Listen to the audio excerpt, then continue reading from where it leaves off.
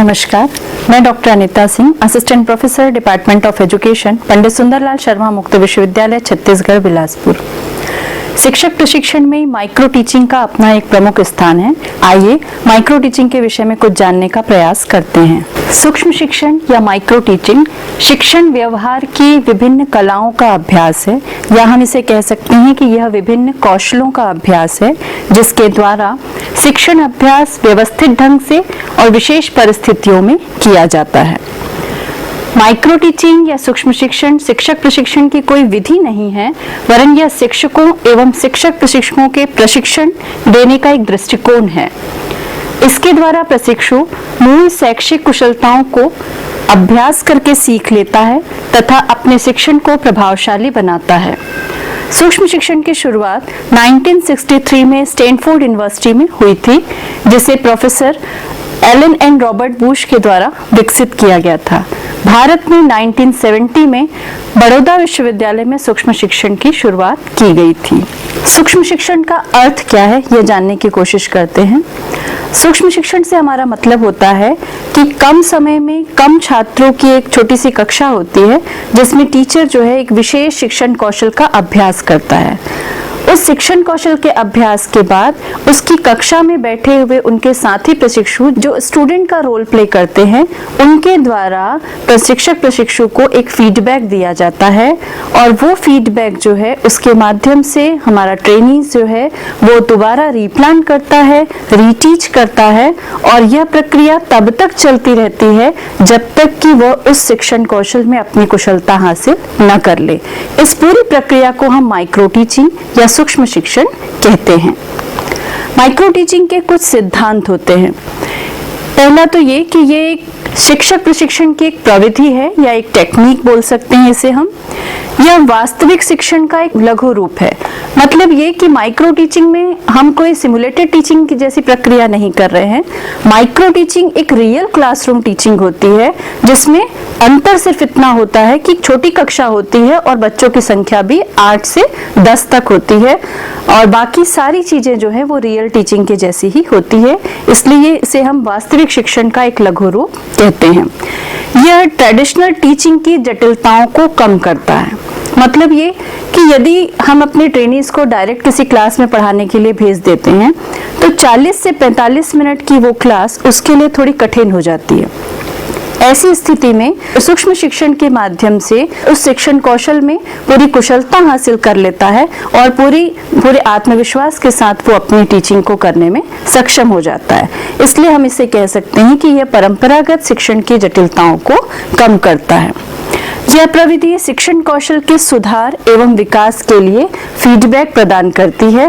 Feedback बहुत ही important role यहाँ play करता है, क्योंकि उसी फीडबैक के माध्यम से हमारे ट्रेनीज को उसके अपने अभ्यास में जो कमियां पाई जा रही हैं उसका ज्ञान होता है, और दोबारा रीप्लान रीटीच करके उस कमियों को दूर करने की कोशिश करता है। यह व्यक्तिगत क्षमताओं के विकास का अवसर प्रदान करती है। इसका मतलब है कि हर ट्रेनीज अपनी क्षमता के आधार पर, अपने प्लान के आधार पर टीचिंग करता है, शिक्षण कौशल का अभ्यास करता है। तो ये हर ट्रेनीज की अपनी एक व्यक्तिगत क्षमताओं को अवसर प्रदान करती हैं।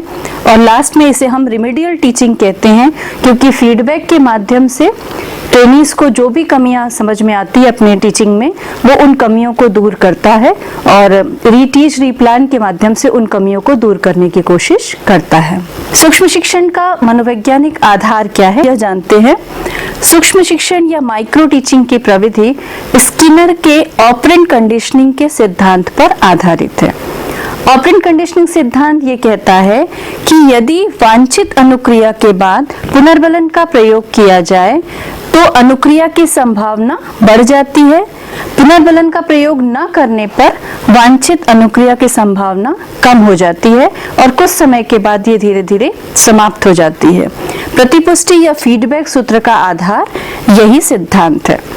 अर्थात जैसा हमने बात किया कि जब ट्रेनीज शिक्षण कौशल का अभ्यास करता है, तो उसके अभ्यास के बाद उसके साथी प्रशिक्षकों के द्वारा उसको फीडबैक दिया जाता है। उस फीडबैक के माध्यम से वह रीप्लान करता है पाठ को और रीटीच करता है, और अपनी जो भी कमियां रहती हैं शिक्षण कौशल की, उन कमियों को दूर करते हुए वो एक नई टीचिंग करता है।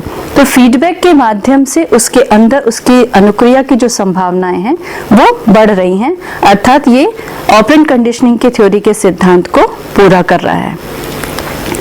सूक्ष्म शिक्षण की कुछ विशेषताएं होती है, जैसे कि हमने पहले भी बात की कि सूक्ष्म शिक्षण में एक छोटी सी कक्षा होती है, अर्थात सूक्ष्म शिक्षण की प्रक्रिया में 5 से 6 या फिर अधिकतम 10 बच्चों की एक छोटी सी कक्षा होती है।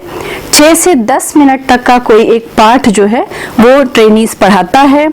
एक समय में केवल एक ही कौशल पर फोकस किया जाता है। ये बहुत इंपॉर्टेंट बात है कि हम सभी शिक्षण कौशलों का अभ्यास एक साथ एक टीचिंग के दौरान नहीं कर सकते हैं। माइक्रो टीचिंग में सबसे जरूरी बात यह है कि जो 5 से 6 मिनट का एक टीचिंग होता है उसमें किसी एक ही शिक्षण कौशल पर ही फोकस किया जाता है।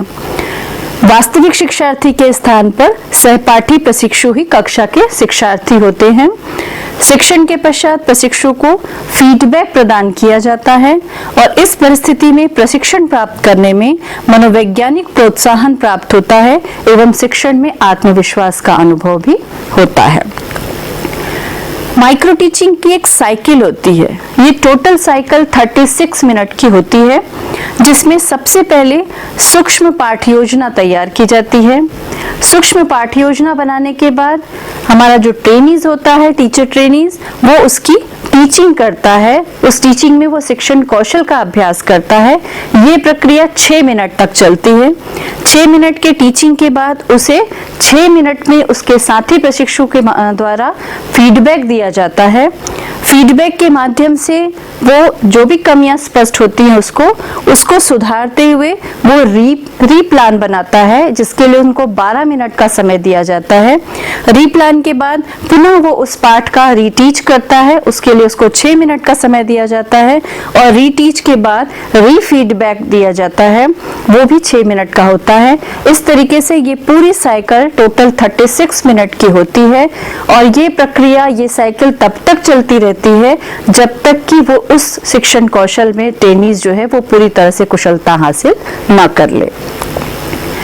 सूक्ष्म शिक्षण में कुछ प्रविधियां यूज की जाती हैं, procedure used in micro teaching, जिसे हम ज्ञान प्राप्ति की अवस्था, knowledge acquisition phase, skill acquisition phase, कौशल प्राप्ति की अवस्था और ट्रांसफर फेज या स्थानांतरण अवस्था भी कहते हैं। वापस से इस साइकिल को देखेंगे। हमने कहा नॉलेज एक्विजिशन फेज, जिसमें हमने 2 बातें बोली है, ऑब्जर्व डिमॉन्स्ट्रेशन स्किल और analysis and discuss demonstration. Cycle में हम जाएंगे तो देखिए जो सूक्ष्म पाठ योजना है उसको बनाने से पहले हमारा एक प्रिपरेशन होता है कि हमें किस शिक्षण कौशल का अभ्यास करना है, किस कंटेंट को हमें टीच करना है। ये जो पूरी प्लानिंग होती है, उस पूरी प्लानिंग की प्रक्रिया जो है वो नॉलेज एक्विजिशन फेज में आपको देखने को मिलती है, जहां हमारी अपनी एक प्लानिंग होती है कि हम किस स्किल को डिमॉन्स्ट्रेट करेंगे और उसके साथ हम किस कंटेंट को हम डिमॉन्स्ट्रेशन में, उस स्किल में हम प्रेजेंट करेंगे। ये प्रक्रिया नॉलेज एक्विजिशन फेज में आती है। इसी तरह से स्किल एक्विजिशन फेज, इसमें भी 2 चीजें हमने डाली है, prepare micro lesson and practice skill. कौशल प्राप्ति, कौशल का मतलब ये है कि जिसमें आप वर्क को स्वयं करके देख रहे हैं, अर्थात जब हमारा लेसन प्लान जो हम तैयार करते हैं वो हमारे स्किल एक्विजिशन फेज आता है और उस लेसन प्लान को तैयार करने के बाद उस पे टीचिंग जो की जाती है वो भी स्किल एक्विजिशन फेज में आता है। और तीसरी चीज है ट्रांसफर फेज या स्थानांतरण अवस्था, जिसमें हमने 2 चीज डाली है, इवैल्यूएशन परफॉर्मेंस और transfer of skill to actual teaching situation. अर्थात आपके द्वारा जो शिक्षण कौशल का अभ्यास किया गया है, जब उसको एक्चुअल क्लासरूम टीचिंग होती है उनमें उन कुशलताओं का प्रयोग करते हुए जब आप टीचिंग करते हो तो वो उसकी वास्तविक स्थिति में स्थानांतरण कहलाता है। अब हम ये जानते हैं कि शिक्षण कौशल या टीचिंग स्किल से क्या मतलब है। उसकी एक परिभाषा जो एलन गेज ने दी है, उसके माध्यम से उसको समझने की कोशिश करते हैं। एलन गेज के अनुसार शिक्षण कौशल वह विशिष्ट अनुदेशन प्रक्रिया है जिसे शिक्षक अपने कक्षा शिक्षण में प्रयोग कर सकता है। यह शिक्षण सोपान की विभिन्न क्रियाओं से संबंधित होता है जिन्हें शिक्षक अपनी कक्षा अंतःक्रिया में लगातार प्रयुक्त करता है। अर्थात ये एक इंस्ट्रक्शनल प्रोसेस होती है जिसमें हम टीचिंग के दौरान इंटरेक्शन प्रोसेस करते हुए अपनी एक्टिविटीज को कंडक्ट करते हैं, जिसे हम शिक्षण कौशल कह सकते हैं। शिक्षण कौशल बहुत सारे होते हैं, परंतु कुछ विशेष शिक्षण कौशल है जिसका हम प्रयोग अपने कक्षा शिक्षण के दौरान करते हैं, उनकी चर्चा हम यहाँ पर कर रहे हैं।